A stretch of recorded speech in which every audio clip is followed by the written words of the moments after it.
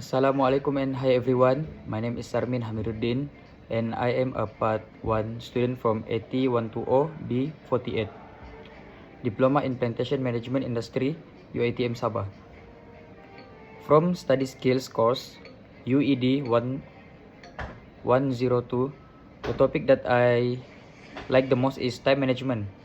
I learned how to manage my time properly by creating a study timetable.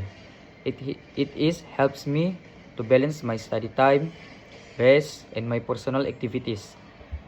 Throughout this course, I have learned many useful skills such as note taking, goal setting, and learning styles. These skills are very important. It is because they help me become a more organized and motivated student. By applying what I learned, I can improve my academic performance and achieve my goals of being on the Dean's list. Thank you.